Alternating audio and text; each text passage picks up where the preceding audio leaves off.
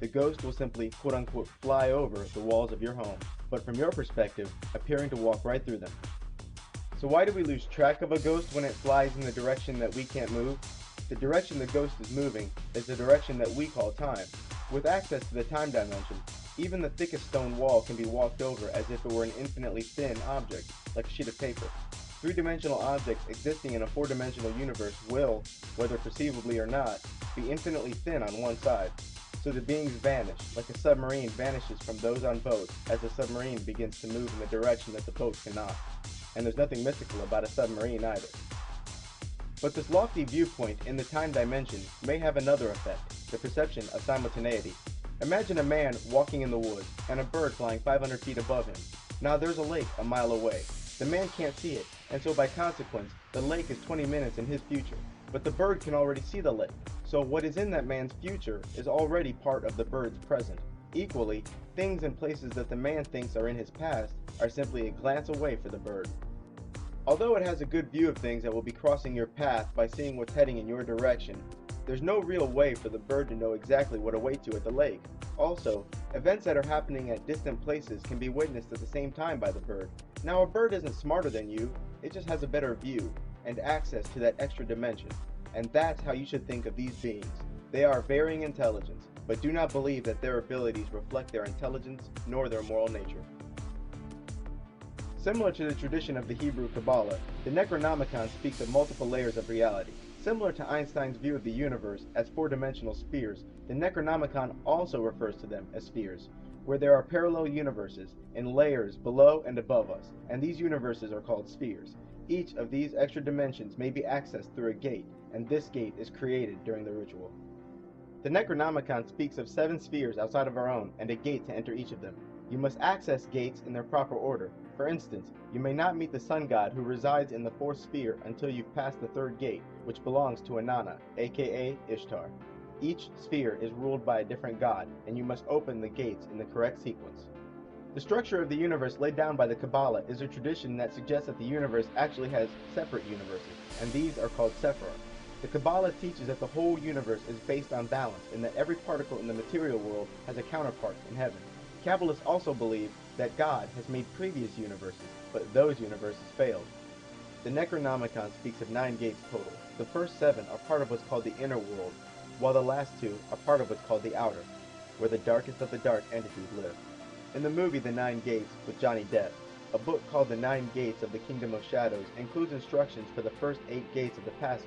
The correct ritual to pass the 9th gate, however, is cryptically hidden in not 1, but 3 books.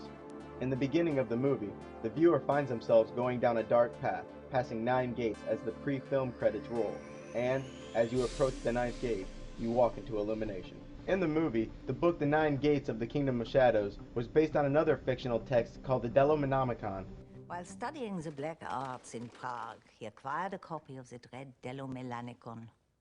This is Tolkien's adaptation of that work, which was written by Lucifer himself.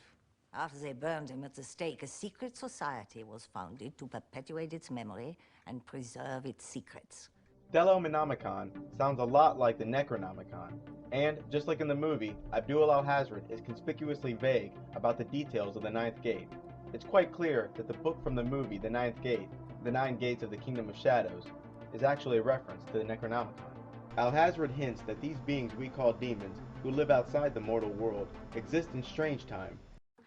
As long as we get you home before it's midnight in the mortal world. But that's only 2 hours from now. Well, don't panic, dear. You see, time works differently in Halloween Town.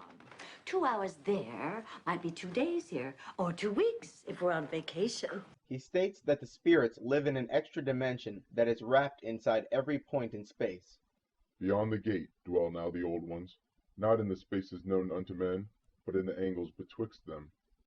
You're a prisoner? It's all part and parcel the whole genie gig. Phenomenal cosmic powers! Itty bitty living space. Oh, The worst demons have been banished to a place called the Igigi, a place where, with their leader Azagthoth, they wait for a celestial event that heralds their coming. For a wizard to venture forth into the pit in safety, he must first sell his soul and remove his name from the stars. These beings, called the Ancient Ones, did incredible evils on the earth, and were cast to the Igigi by the Elder Lords Enki, Anu, Enlil, and Marduk. The Necronomicon speaks of these spheres as if they are wandering. It leads on to the fact that when the fabric of two spheres touches, the beings and objects in those parts of the two universes can interact during this time.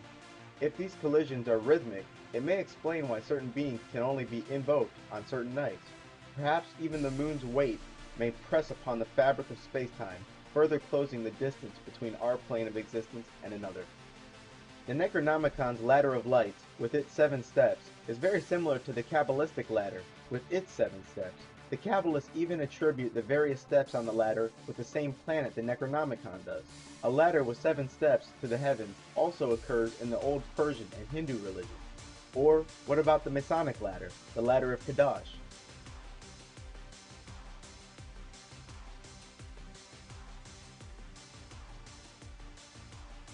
Or Jacob's ladder from the Bible? For instance, here's Genesis chapter 28:12. And he dreamed, and behold a ladder set upon the earth, and the top of it reached to heaven, and behold the angels of God ascending and descending on it. These gates are even referred to as 7 seals, just like the 7 seals from the book of Revelation. Another fascinating aspect of the book is the Necronomicon's inclusion of a recipe for LSD, which Abdul al-Hazred called space mead. The mixture is made from the soaking of crushed morning glory seeds in wood alcohol for 2 days, removing the mush created and allowing the residual fluid to evaporate, leaving behind a yellowish resin. The mush removed earlier should then be re-soaked, strained out again, and the resulting mixture allowed to evaporate, as was done before. He suggests that only 30 grams of this compound is enough to provide astral flight for the body.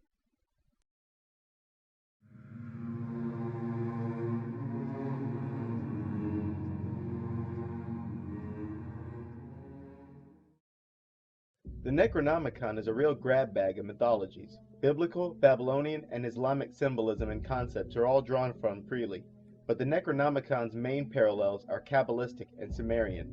The gods, for the most part, are referred to in their Sumerian names. First, the bad gods. Now the Necronomicon doesn't always speak in a black and white manner regarding the morality of a certain character, god, or race, but for the most part, it does. Al-Hazred never fails to mention when a certain god, demon, watcher, or race is hostile to mankind, and will give warnings proportional to the danger. Cthulhu is a character made famous by H.P. Lovecraft. Many descriptions of Cthulhu parallel the Antichrist from the Bible. Even Aleister Crowley associated Cthulhu with the beast 666. Like the Antichrist from the Bible, Cthulhu is said to be dead, but dreaming, and also similar to the Antichrist, his idle body will rise from the sea and establish his kingdom on earth. Cthulhu is one of the few gods who cannot be conjured but can, during ritual, possess someone who is present. From there, the possessed host will witness the dreams and thoughts of Cthulhu. Cthulhu is considered the priest of the Old Ones, and one of their main leaders. The reason for Cthulhu worship is only so that he'll be partial to you when he rises from the sea and establishes his kingdom on earth. Just like in the movie Dagon, Ia Cthulhu is one of the most common incantations in the Necronomicon. Ia, Cthulhu Fatagan!